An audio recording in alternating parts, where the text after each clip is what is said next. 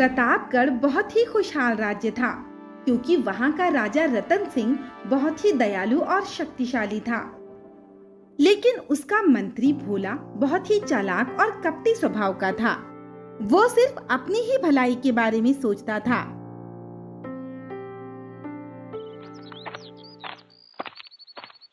मैं मनमौजी रहूंगा अकेला, मांगू भीख भर भर थैला। महाराज, आपने इस भिखारी को देखा? लगता है ये यहाँ नया आया है। आज से पहले हमने इसे यहाँ कभी नहीं देखा। नहीं महारानी, हमने उसे नहीं देखा। हम अपने बेटे महावीर के बारे में सोच रहे थे। अगर 2 साल पहले हम उसे अपने साथ नदी किनारे ना ले जाते, वहाँ भगदड़ ना मचती, तो वो आज भी हमारे साथ होता। महाराज, महल में चोरी हो गई और चोरी का शक एक भिखारी पर है। उसे जल्दी पकड़ा जाए और राज दरबार में पेश किया जाए।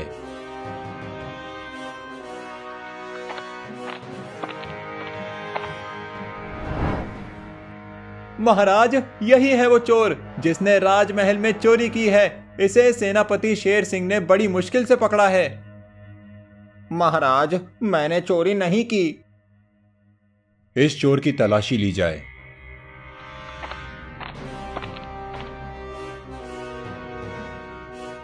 महाराज, ये रहा वो हार जो चोरी हुआ था, लेकिन चोरी हुआ बाकी का सामान इसके पास नहीं है। लगता है इसने वो सामान कहीं छुपा दिया है। महाराज, मैंने चोरी नहीं की। ये हार मेरे झोले में कहां से आया? मैंने कहीं भी कुछ भी नहीं छुपाया। एक तो चोरी करते हो और झूठ बोलते हो। तुम्हें इसकी कड़ी से कड़ी सजा मिलेगी।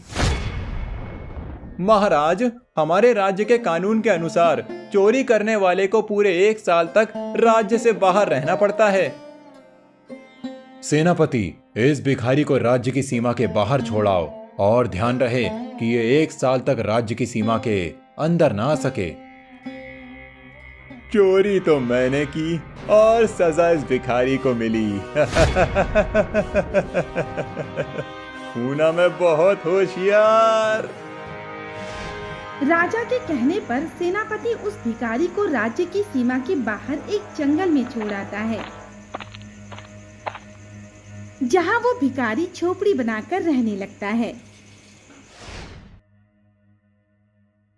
महाराज, आपकी कोई संतान नहीं है और इस राज्य के कानून के अनुसार अब आपको राज्यवंश आगे बढ़ाने के लिए किसी बालक को गोद लेकर उसे इस राज्य का राजकुमार घोषित करना होगा। और मेरे बेटे रवि से ज्यादा होशियार और काबिल कोई भी नहीं है जिसे आप गोद ले सकें। कौन कहता है कि महाराज की संतान नहीं है? उनकी एक संतान है जो इस राज्य का राजकुमार भी है। लेकिन वो उस भगदड़ में कहीं खो गया था और वो जिंदा है या नहीं, ये कोई नहीं जानता। मंत्री जी सही कह रहे हैं। अब समय आ गया है कि अब हम संतान को गोद लेकर उसे इस राज्य का राजकुमार बनाएं। वो कोई और नहीं बल्कि मंत्री भोला का बेटा रवि होगा। हम ये घोषणा करते हैं कि 2 दिन बाद हम रवि को गोद ले लेंगे। देखी मेरी होशियारी, कैसे मैंने राजकुमार को अपने रास्ते से हटा दिया और अपने बेटे को इस राज्य का राजकुमार बना दिया। उसके अगले दिन वो भिखारी फल तोड़ने के लिए जंगल के अंदर जाता है। तभी उसे किसी के रोने की आवाज सुनाई देती है और वो उस आवाज का पीछा करते हुए गुफा के अंदर पहुंच जाता है।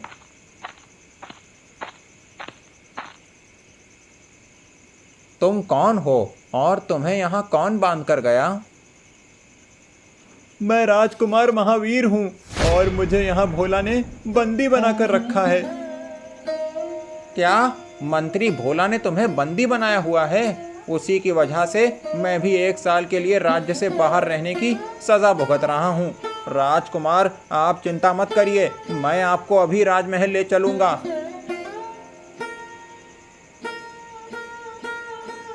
मंत्री भोला ने मुझे झूठे इल्जाम में क्यों फंसाया? उसे ऐसा करके क्या फायदा हो सकता है? और तो और उसने राजकुमार को भी यहाँ बंदी बनाकर रखा है। जरूर वो कोई बड़ा षड्यंत्र रच रहा है। मुझे उसके षड्यंत्र को नाकाम करना होगा। सबसे पहले ये पता लगाना होगा कि वो क्या चाहता है। इसीलिए अभी राजकुमार को महाराज के पास ले जाना सही नहीं होगा। ये सोचकर वो भिखारी राजकुमार को राजमहल ना ले जाकर अपनी झोपड़ी में ले जाता है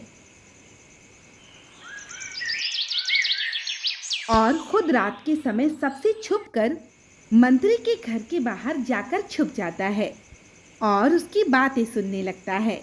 आज मैं बहुत खुश हूँ। मेरी इतनी सालों की मेहनत का फल मुझे मिल गया। अब राजा की सारी दौलत और राज्य मेरा होगा। अब मेरा बेटा बनेगा प्रतापगढ़ का राजा। हाँ पिताजी, अब मैं बताऊंगा कि अच्छा राजा कैसे बना जाता है। अभी सब्र करो मेरे बेटे, अभी तुम सिर्फ राजकुमार बनोगे, जिसमें अभी पूरी रात बाकी है। उसके बाद शुरू होगा मेरा असली खेल। हम दोनों मिलकर राजा और रानी को अपने रास्ते से हटा देंगे और फिर बनेंगे इस राज्य के राजा। तो ये है इस मंत्री की चाल। मुझे ये बात राजा जी को जाकर बतानी चाहिए। नहीं नहीं, अगर मैं राजा जी के पास गया तो वो मुझे बंदी बना लेंगे। मुझे सेनापति के पास जाना चाहिए।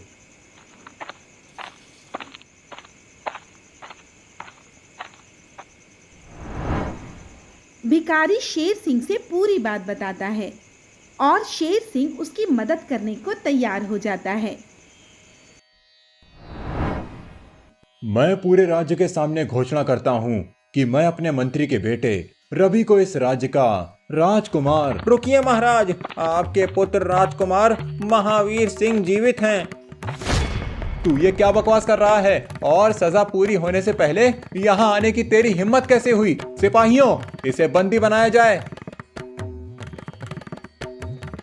ठहरो, पहले इसकी बात सुनी जाए महाराज, फिर जो चाहे वो सजा देना। कहो, क्या कहना चाहते हो? महाराज, आपके पुत्र राजकुमार महावीर सिंह जी जीवित हैं और उन्हें इस मंत्री भोला ने बंदी बनाया था ताकि वो अपने बेटे रवि को इस राज्य का राजकुमार बना सके। ये है आपका बेटा, बिल्कुल सही सलामत। मंत्री और उसके बेटे रवि को बंदी बनाया जाए। तुम्हें कैसे पता चला मेरा बेटा कहाँ है और इसे भोला ने बंदी बनाया है? भिखारी राजा शेर सिंह से पूरी बात बताता है। तुमने हमारे बिछड़े राजकुमार को हमसे मिलाया। कहो, क्या इनाम चाहते हो? महारानी, मैंने चोरी नहीं की, मुझे झूठे इल्जाम में फंसाया गया था। मुझे न्याय दिलवाइए। महाराज, इसी मंत्री ने इस पर चोरी का इल्जाम लगाया था। इसकी तलाशी ली जाए और सच बाहर लाया जाए। राजा के आदेश पर सिपाही मंत्री के घर तलाशी लेते हैं, जहां चोरी किए गए गहने मिल जाते हैं, जिसके बाद उस भिखारी को चोरी के इल्जाम से बरी कर दिया जाता है। तो इस तरह भिखारी की मदद से राजा और रानी को बिछड़ा राजकुमार वापस मिल जाता है। माधोपुर नामक एक बहुत बड़ा राज्य था, जहां पर राजा रघुवीर सिंह का राज था।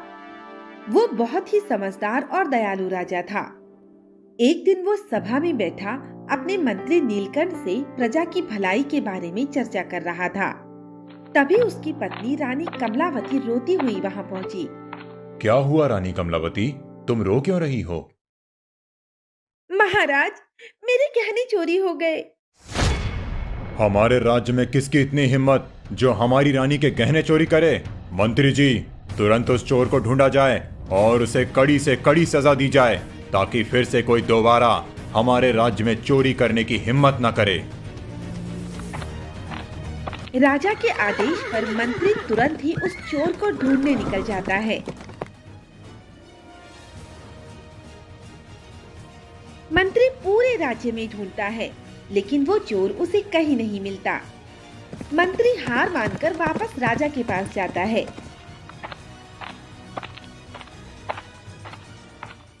महाराज, वो चोर कहीं नहीं मिला। मैं कुछ नहीं जानती, मुझे मेरे गहने बहुत प्रिय हैं, वो मुझे वापस चाहिए। रानी की जिद के आगे राजा हार मान लेता है और ये ऐलान करवा देता है कि जो कोई भी रानी के गहने ढूंढ कर लाएगा, राजा उसे मुंह मांगा इनाम देगा।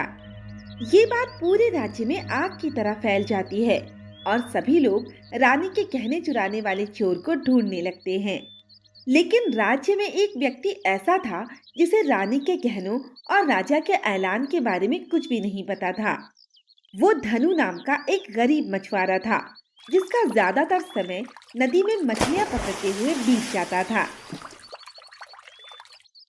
अरे धनु, तुझे पता है रानी कमलावती के गहने चोरी हो गए हैं और राजा ने यह ऐलान करवा दिया है कि जो भी रानी के गहने ढूंढ कर लाएगा उसे मुंह मांगा इनाम दिया जाएगा।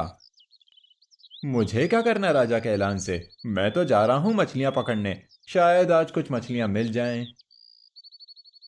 इसीलिए तो तू गरीब है। इस गांव में तुझसे गरीब कोई भी नहीं है और इतना अच्छा मौका मिलने के बाद भी तुझे मछलियां पकड़ने की पड़ी है। चल तू भी उस चोर को ढूंढ, शायद तुझे वो चोर मिल जाए और तेरी किस्मत बदल जाए। धनु उसकी बात नहीं मानता और मछलियां पकड़ने चला जाता है, लेकिन उसे एक भी मछली नहीं मिलती और वो अपनी नाव नदी के किनारे लगाकर घर वापस जाने लगता है। आज का दिन भी ऐसे ही बीत गया, मछलियां नहीं मिली। अब मैं क्या करूंगा? धनु घर वापस पहुंच पाता उससे पहले ही रास्ते में उसे राजा के सैनिक पकड़ लेते हैं और राजा के सामने ले जाते हैं। मैंने सुना है कि तुम उस चोर को नहीं ढूंढना चाहते जिसने हमारी रानी के गहने चुराए हैं। महाराज, मैं बहुत गरीब और कमजोर हूँ, भला मैं उस चोर को कैसे पकड़ सकता हूँ? उस गांव वाले ने धनु की शिकायत राजा से कर दी थी, इसीलिए राजा उस गरीब मछुआरे पर बहुत ज्यादा गुस्सा था और गुस्से में फिर वो बोला, तुम्हारी बातों से लगता है जैसे तुम भी उस चोर के साथ मिले हो और तुम्हें पता है कि वो कहाँ है, इसीलिए तुम उसे ढूंढना नहीं चाहते। नहीं नहीं महाराज, मैंने किसी के साथ मिलकर चोरी नहीं की और उस चोर के बारे में मुझे कुछ नहीं पता।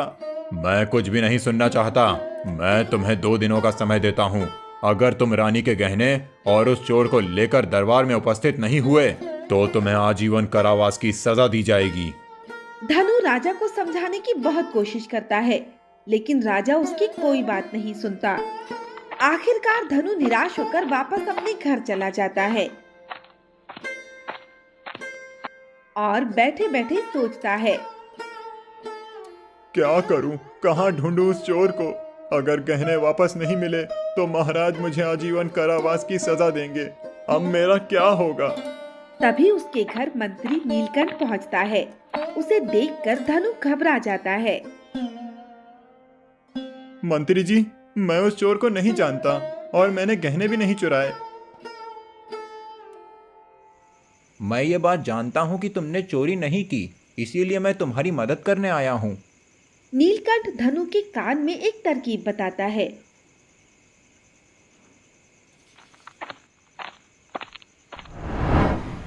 और अगले ही दिन धनु राजा के पास पहुंचता है। महाराज, मैं ये जानता हूँ कि महारानी के गहने कहाँ हैं। अगर तुम जानते हो कि गहने कहाँ हैं तो तुम उन्हें जल्दी से मेरे सामने लेकर आओ। जी महाराज, मैं गहनों के बारे में जरूर बताऊंगा, लेकिन उससे पहले मैं महारानी से कुछ सवाल पूछना चाहता हूँ। धनु की बात सुनकर राजा गुस्सा हो जाता है, लेकिन मंत्री के समझाने पर वो उसकी बात मान लेता है और धनु को रानी कमलावती से बात करने की इजाजत दे देता है। महारानी, आपने पिछली बार अपने गहने कब पहने थे और उन्हें उतार कर कहाँ रखा था? मैं पिछली बार अपने गहने पहनकर अपनी सहेलियों के साथ नदी में नहाने गई थी और इसके बाद मेरे गहने चोरी हो गए। महारानी, क्या आपको याद है कि नहाने के बाद जब आप महल वापस आई थीं, तो आपने गहने उतारकर कहाँ रखे थे? मुझे ये बात अच्छे से याद नहीं है। धनु और रानी कमलावती की बात पूरी हो जाने के बाद मंत्री नीलकंठ बोला, महाराज, मैंने सैनिकों के साथ पूरे राज्य में महारानी के गहने ढूंढे, लेकिन गहने कहीं नहीं मिले। अगर आपकी आज्ञा हो तो मैं एक बार नदी के किनारे, जहां महारानी उस दिन नहाने गई थीं, वहां गहने ढूंढना चाहता हूं। राजा रघुवीर सिंह मंत्री को नदी के किनारे गहने ढूंढने की इजाजत दे देता है और मंत्री धनु को लेकर नदी के किनारे पहुंच जाता है। वो दोनों मिलकर गहने ढूंढने की बहुत कोशिश करते हैं, लेकिन उन्हें रानी के गहने कहीं नहीं मिलते। अगर गहने नहीं मिले तो महाराज मुझे आजीवन कारावास की सजा देंगे। अब मैं क्या करूं? तुम चिंता मत करो, ऐसा कुछ भी नहीं होगा। बहुत ढूंढने के बाद भी जब गहने नहीं मिलते तो वो दोनों हार मानकर वापस जाने लगते हैं। तभी धनु को नदी के किनारे रखे एक पत्थर के नीचे कुछ चमकता हुआ दिखाई देता है। मंत्री जी वो देखिए, उस पत्थर के नीचे कुछ चमक रहा है। मंत्री तुरंत जाकर पत्थर हटाकर देखता है तो उसे रानी के खोए हुए गहने मिल जाते हैं, जिन्हें लेकर वो दोनों राजा के पास पहुंच जाते हैं। महाराज, महारानी के खोए हुए गहने वापस मिल गए हैं। मंत्री जी, तुम्हें ये गहने कहाँ मिले? महाराज, ये गहने उसी पत्थर के नीचे रखे हुए थे जहां महारानी ने उस दिन नहाते समय उन्हें उतार कर रखा था और नहाने के बाद वापस पहनना भूल गई थीं। अपने गहने वापस पाकर रानी बहुत ज्यादा खुश हो जाती है और उसे याद आ जाता है कि वो उस दिन गहने पत्थर के नीचे रखकर भूल गई थी। जी महाराज, मंत्री जी सही बोल रहे हैं, मैं ही नदी के किनारे गहने उस पत्थर के नीचे रखकर भूल गई थी। मंत्री जी, मैं आपकी होशियारी से बहुत प्रसन्न हूँ। आपने मुझे एक बेगुनाह को सजा देने से बचा लिया, लेकिन आपने महारानी के गहने ढूंढे कैसे? महाराज, जब मैंने धनु को देखा तब मैं समझ गया था कि धनु का गहनों की चोरी से कुछ लेना देना नहीं है। इसीलिए मैंने उसे बेगुनाह साबित करने की एक तरकीब सोची और धनु को भी उसमें शामिल किया। मंत्री नीलकंठ ये जानना चाहता था कि महारानी ने गहने आखिरी बार कब पहने थे, जिससे उसे गहने ढूंढने में आसानी हो, और उसने ये तरकीब धनु को उसके घर जाकर बताई थी। मंत्री नीलकंठ की बात मानते हुए धनु ने महारानी से उन गहनों के बारे में पूछा और ये जानकर कि महारानी ने आखिरी बार गहने कब पहने थे, मंत्री नीलकंठ ने धनु मछुआरे के साथ मिलकर वो गहने ढूंढ लिए। इस तरह मंत्री नीलकंठ की सूझबूझ से वो गरीब मछुआरा राजा की सजा से बच गया।